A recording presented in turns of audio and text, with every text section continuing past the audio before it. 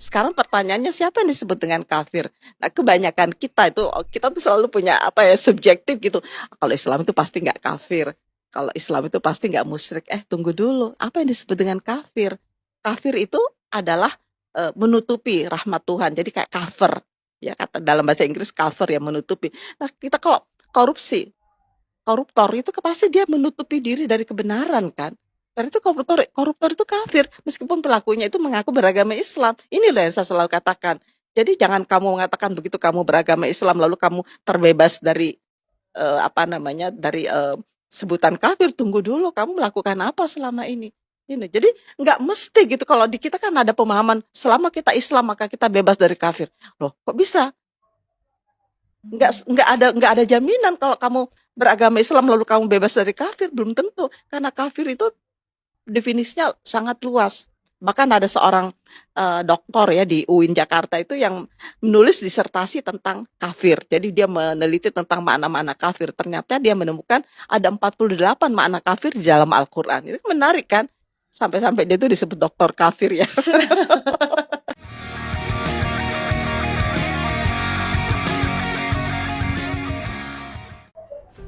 Selamat malam dan jumpa lagi dengan Pak Yit. Demikianlah apa yang telah dikatakan oleh Profesor Dr. Siti Muda ini tentang kafir.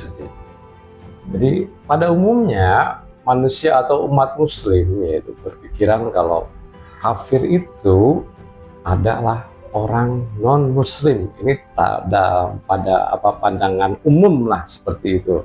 Misalnya ada orang yang beragama lain gitu ya, di luar muslim, nah ini disebut kafir. Tapi tidak demikian dengan pendapat Profesor Dr. Siti ya, yang menyatakan kafir ini dari kata kafir yang artinya menutupi rahmat Tuhan, maksudnya di situ.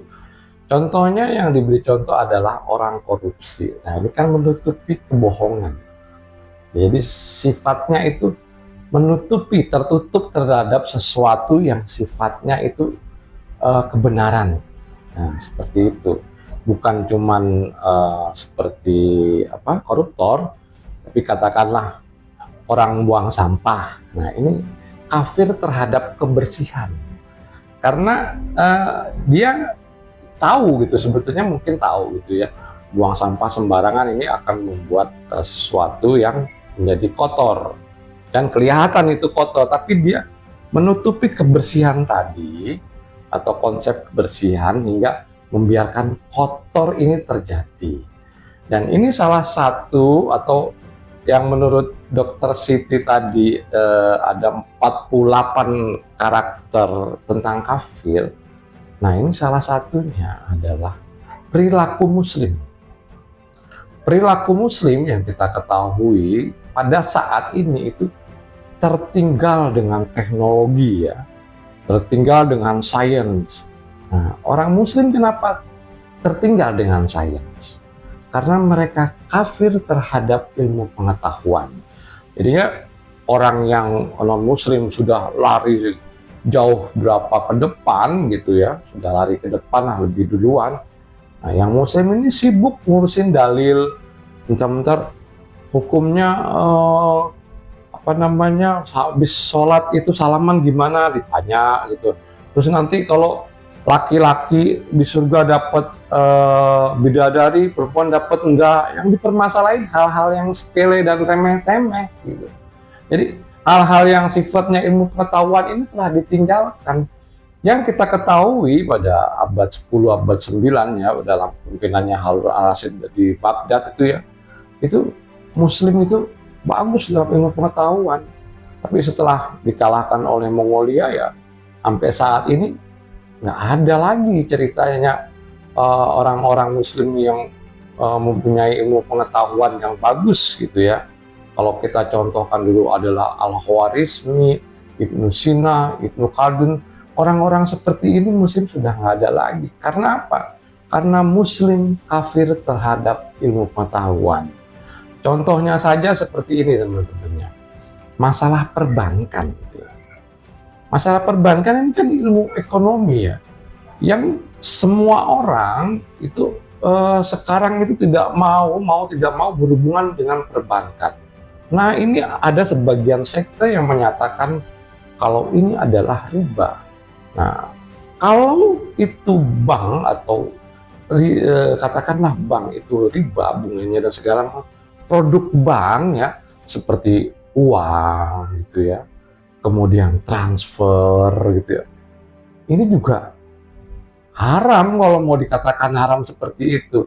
Karena pada saat zaman Rasul sendiri itu nggak ada yang namanya sistem perbankan, itu belum ada yang seperti sekarang. Nah, terus diambil ayat yang menggatuk-gatukkan gitu. Wah, ini kayaknya cocok pakai ayat ini nih ya, dengan ayat yang riba gitu ya, kalau minjemin duit balikin dengan duit yang segitu. Tapi pada saat zaman Rasul dulu, uang itu dinar atau dirham itu bahannya memang perak atau emas asli, bukan uang kertas yang sekarang yang ada istilahnya nilai inflasinya. Kalau emas itu nggak ada nilai inflasinya, makanya katakanlah 5 tahun dulu kita membeli 50 meter persegi gitu ya dengan 5 gram emas. Saat sekarang pun, nah itu kita harganya tuh selaras gitu, bisa dengan 5 gram tadi dapat 50 meter persegi. Tapi kalau dengan uang ya, nilainya tuh menurun karena ada inflasi tadi. Misalnya 5 tahun yang lalu kita beli 50 meter persegi dulu dengan harga 5 juta, nah sekarang bisa jadi 10 juta. Karena apa? Karena ada nilai inflasi tersebut, yang artinya nilai inflasi tadi ditutupi dengan bunga-bunga itu tadi ya, sistem perbankan, yang dimana zaman Nabi dulu belum ada yang namanya sistem perbankan seperti saat ini. Nah, ini yang maksud Pak Git, umat muslim itu masih ribut dengan hal-hal yang demikian, itu kita terus ketinggalan dengan sistem perbankan. Dan ya sekarang mau tidak mau kita mengikuti pola-pola mereka ya. Contohnya sekarang teman-teman bisa lihat kalau kita naik haji gitu ya, atau umroh ya, itu membayarnya kan transfer lewat bank. Bank yang dibilang riba itu dipakai untuk naik haji, bayar transfer lewat bank gitu ya. Yang mereka bilang bunga bank dan segala macam itu riba ya. Kalau nggak mau, betulnya itu mudah gitu. Prinsipnya gini, kalau mengatakan, katakanlah bunganya bank riba, nggak usah diambil, bunganya ambil kasih orang lain, gitu aja kan beres sebetulnya. Jadi yang sifatnya menurut ya sebagian umat ya, ini pun sebagian umat yang kecil gitu ya, umat Islam yang nggak seberapa banyaknya itu mengatakan bunga bank itu riba, kan tinggal diambil aja dikasih orang lain beres, nggak perlu diribut-ributkan seperti itu. Yang malah akhirnya banyak yang terjadi itu ya, pegawai-pegawai bank dengan apa namanya, dalil-dalil seperti ini banyak keluar gara-gara takut riba, takut masuk neraka lah seperti itu. Nah, akhirnya malah banyak yang jadi pengangguran gitu ya. Hal yang terjadi seperti itu, teman-teman. Nah, ini salah satu contoh yang konkret tentang yang namanya umat Islam tertutup terhadap ilmu pengetahuan. Itu baru yang dalam sektor perbankan ya. Belum lagi yang sektor misalnya digital, AI, kemudian luar angkasa, dan apa namanya, pengetahuan tentang galaksi, malah pengetahuan tentang yang hal yang kecil pun gitu, yang pakai mikroskop DNA, kan ketinggalan. Kita hanya memakai teknologi yang sudah dibuat oleh orang-orang non-muslim. Contohnya nggak usah jauh-jauh lah. Yang teman-teman sedang tonton sekarang, misalnya konten Pak Git YouTube gitu ya. Ini kan juga produk bukan non-muslim yang akhirnya digunakan orang muslim juga untuk siar gitu ya.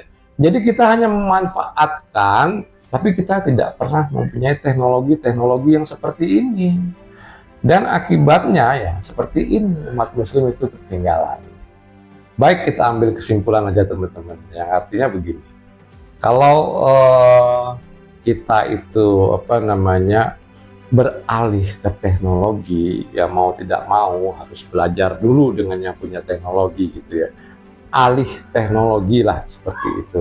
Nah, baru umat Islam ini bisa maju, yang artinya meninggalkanlah dulu hal-hal yang sifatnya kayak tadi ya, yang sifatnya dalil-dalil yang sebetulnya pertanyaannya itu remeh-temeh gitu loh. Jadi malah ini dipakai jadi hal-hal yang pokok terus diributin jadi hal yang khilafiyah.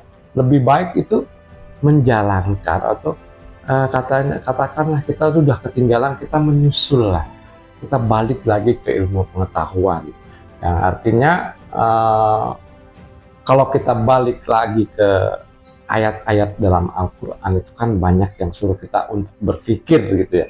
Nah, ayat-ayat ini sebetulnya yang perlu dinaikkan supaya golongan muslim itu mau berpikir dan tidak terus-menerus mengandalkan teknologi dari non-muslim gitu. Supaya muslim ini tidak ketinggalan, oleh karena itu jangan kafir terhadap ilmu pengetahuan.